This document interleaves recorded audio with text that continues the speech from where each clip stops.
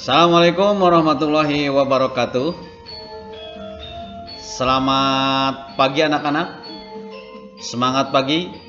Kita berjumpa lagi dalam acara dan gelombang yang sama. Dalam kegiatan pembelajaran di kelas 6, subtema penemuan dan manfaatnya. Alhamdulillah pada pagi ini kita dalam keadaan sehat walafiat. Sebelum belajar kita baca surat Al-Fatihah. Al-Fatihah. A'udzubillahi minasyaitonirrajim. Bismillahirrahmanirrahim. Alhamdulillahirabbil alamin arrahmanirrahim maliki yaumiddin. Iyyaka na'budu wa iyyaka nasta'in ihdinas siratal mustaqim siratal ladzina an'amta 'alaihim ghairil maghdubi 'alaihim waladdallin. Amin ya Allah ya rabbal alamin. Semuanya mohon stay tune di HP-nya masing-masing. Tetap fokus, perhatikan materi pada pagi hari ini. Kita akan belajar di subtema 2. Pembelajaran pertama. Perkembangan kehidupan masyarakat tentunya banyak dipengaruhi oleh berbagai penemuan seperti penemuan televisi yang kemudian mampu mengubah peradaban dunia. Nah, Bapak yakin kalian semua punya TV ya masing-masing. Cung, siapa yang tidak punya TV? Punya semuanya ya. Baik, kita lanjutkan. Nah, kalian boleh buka buku paket tema, subtema 2 pembelajaran pertama. Ada teks bacaan si kotak ajaib. Silakan dibaca. John Logie Bright lahir di Skotlandia 13 Agustus 1888. Ia adalah penemu yang pada kesempatan itu untuk pertama kalinya menunjukkan bahwa gambar hidup dapat ditransmisikan melalui pesawat yang sekarang dikenal dengan televisi. Bright mendemonstrasikan televisi di depan para bapak-bapak dan ibu-ibu di Royal Institute London untuk pertama kalinya. Pada tahun 1925, sering dengan perkembangan teknologi, lalu televisi kemudian terus berkembang hingga menjadi semakin canggih seperti saat ini. Prinsip kerja televisi secara umum adalah mengubah sinyal elektronik dan magnetik menjadi gambar dan suara. Sinyal tersebut berupa gelombang elektromagnetik, yaitu gelombang yang terdiri atas medan magnet. Gelombang elektromagnet dapat merambat, dipantulkan, dan dibiaskan tanpa media perantara. Gambar yang kita lihat di layar televisi adalah hasil produksi dari sebuah kamera. Pada awalnya, objek gambar yang ditangkap kamera akan diubah menjadi sinyal gelombang elektromagnetik. Sinyal tersebut akan ditransmisikan oleh pemancar ke pesawat penerima pada televisi. Pesawat televisi akan mengubah sinyal yang diterima menjadi objek gambar yang utuh sesuai dengan objek yang ditransmisikan dalam bentuk hitam putih atau berwarna. Jadi, televisi adalah sebuah media elektronik yang berfungsi sebagai penerima siaran gambar bergerak beserta suara. Kata televisi merupakan gabungan dari bahasa Yunani tele artinya jauh dan bahasa Latin visio artinya penglihatan. Sehingga televisi dapat diartikan sebagai alat komunikasi jarak jauh yang menggunakan media visual atau penglihatan. Penemuan televisi juga dikategorikan sebagai penemuan besar yang mampu mengubah peradaban dunia. Nah, kalian baca kembali teks tersebut dengan teliti dan tuliskan informasi penting dalam setiap paragraf pada diagram berikut. Nah, kalian nanti buat ya. Paragraf pertama, topik masalahnya apa? Silahkan ditulis. Topik itu adalah hal yang sering dibicarakan. Topik gitu.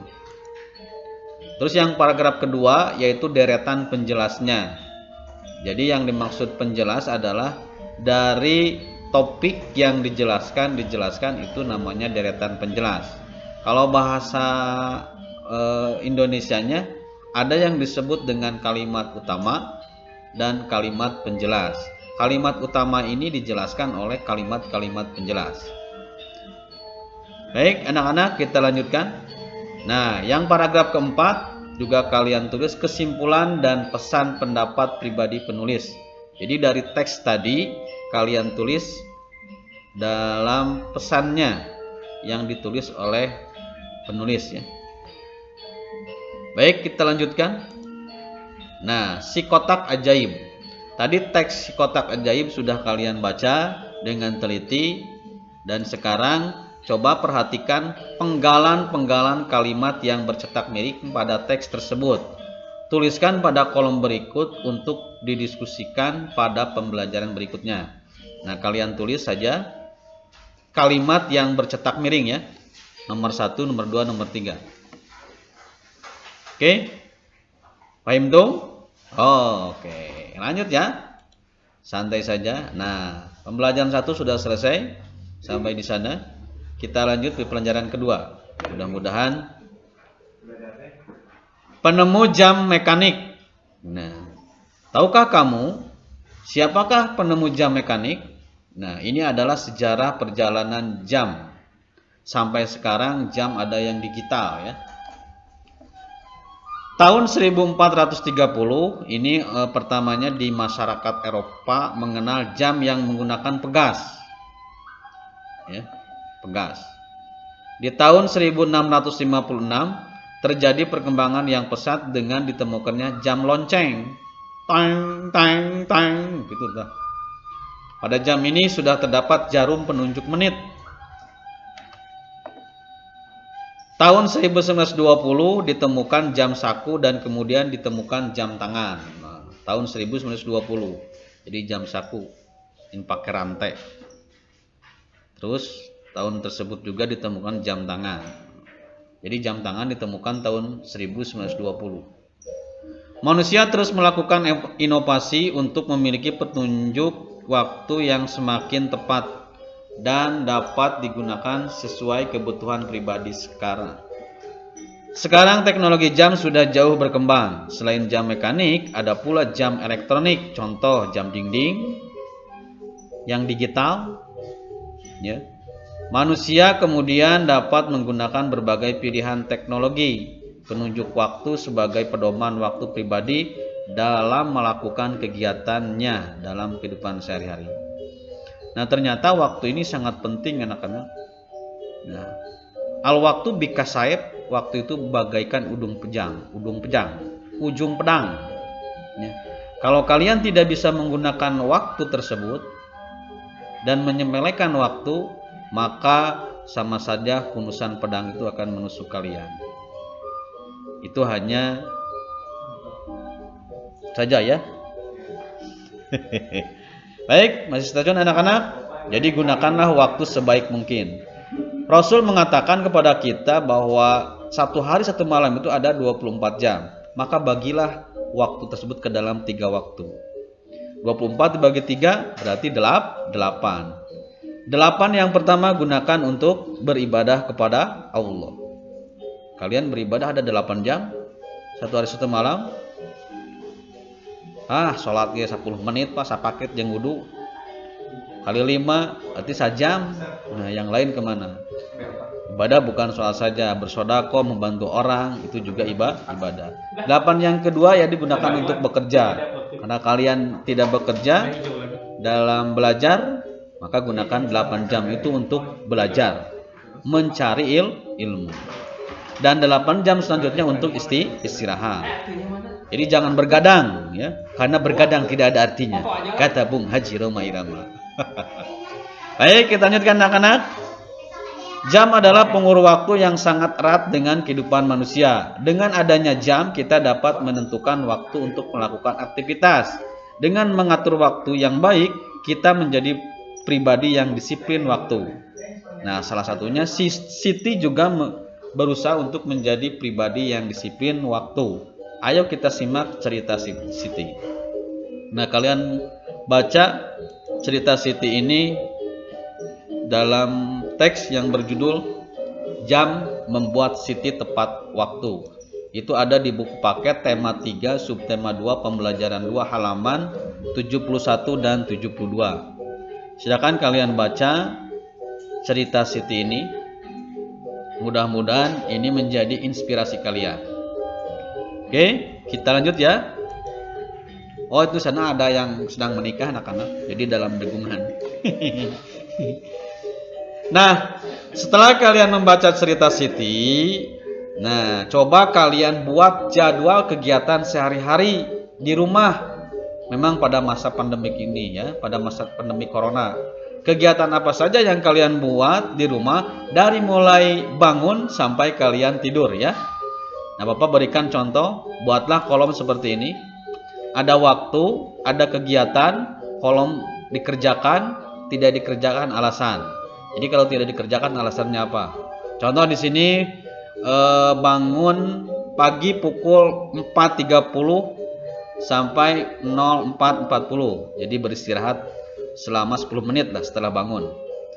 Lalu mengambil air wudhu dan melaksanakan sholat subuh dari pukul 4.40 sampai pukul 5 ya, 20 menit. Nah, dikerjakan atau tidak silahkan kalian buat tabelnya seperti sampai kalian tidur lagi. Dari bangun sampai tidur. Oke? Paham? Oh, terima kasih kalau sudah paham. Kalau belum paham, putar saja videonya. Bagi yang baru masuk pembelajarannya, kalian jangan takut karena pembelajaran yang Bapak sajikan mulai dari awal sampai sekarang ada di video Bapak. Silakan kalian bisa cari channel Bapak, ya. Ruswan Wandi, ya. Boleh di-subscribe yang belum. Kalau tidak mau ya tidak apa-apa ya. Yang ikhlas saja. Oke, guys. Anak-anak semangat. Oke. Mohon juga bimbingan dari orang tua kalian. Tapi jangan banyak parasehat jeung kolot ya. Juga jangan banyak mengandalkan orang tua. Karena kalian sudah kelas 6, kalian wajib untuk belajar mandiri, kata Pak Dani. Terima kasih Pak Dani. Oke. Jam sangat membantu kita untuk mengukur waktu. Kita menjadi mudah untuk menentukan kegiatan sehari-hari. Jam juga dapat kita gunakan untuk melakukan eksplorasi lingkaran berikut. Jadi jam itu kan ada yang lingkaran.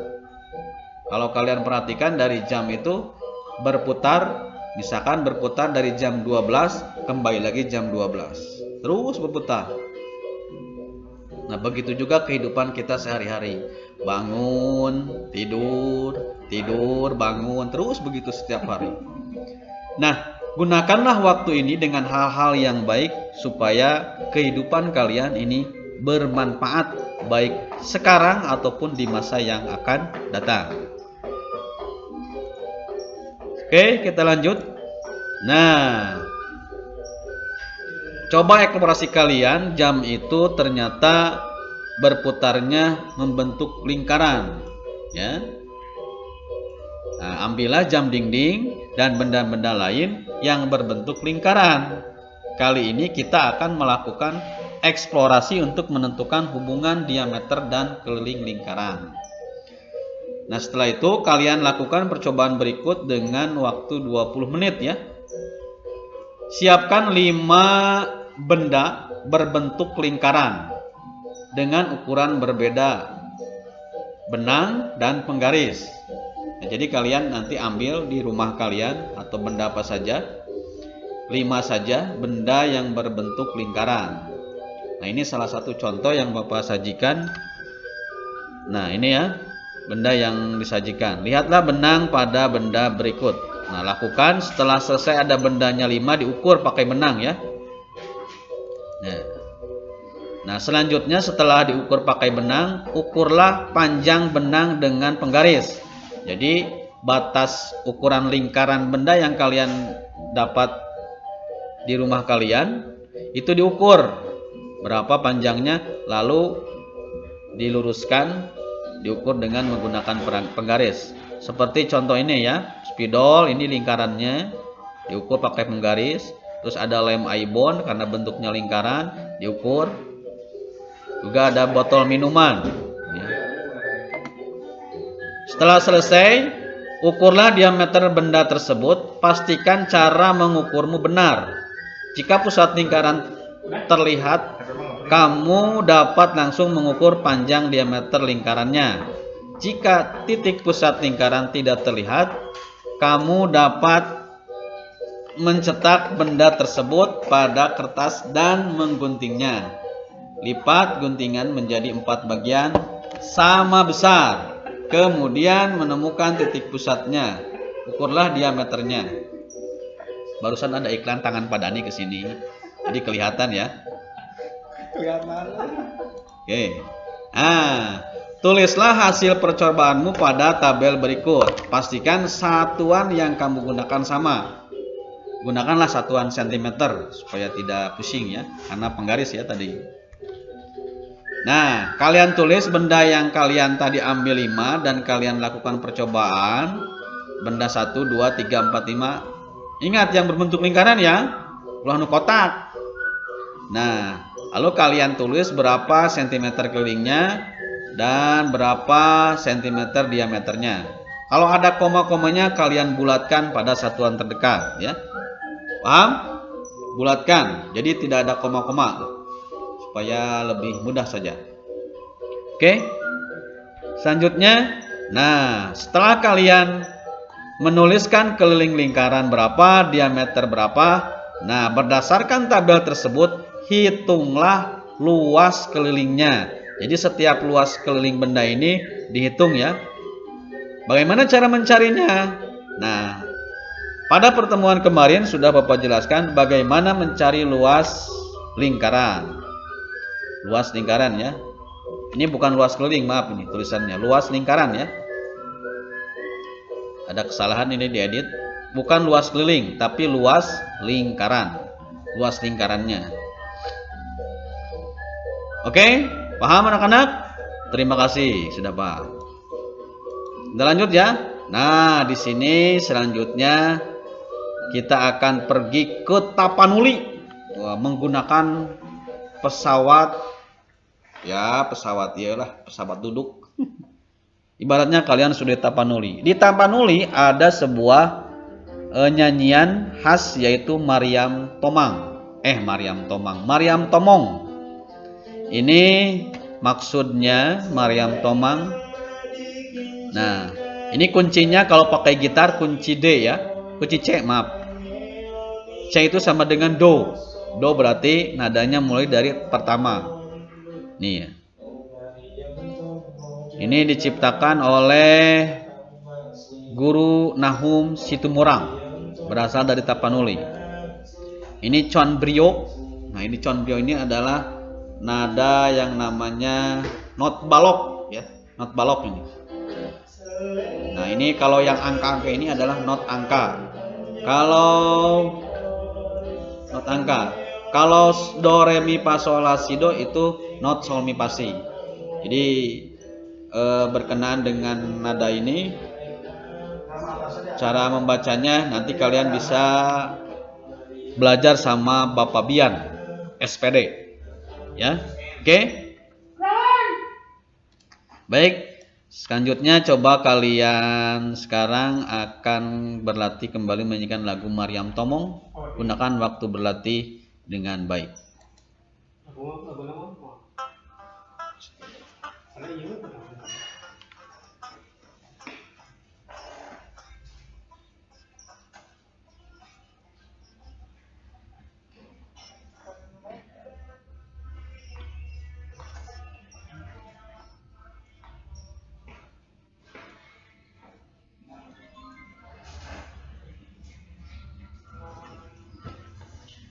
Mariam Tomong dainang pasin. Mariam Tomong dainang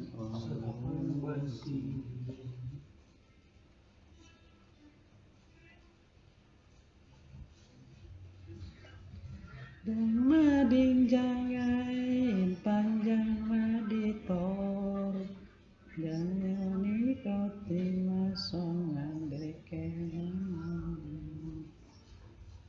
Mariam Tomong dainang Marianto Manggainang. Oke, terima kasih anak-anak. Terima kasih.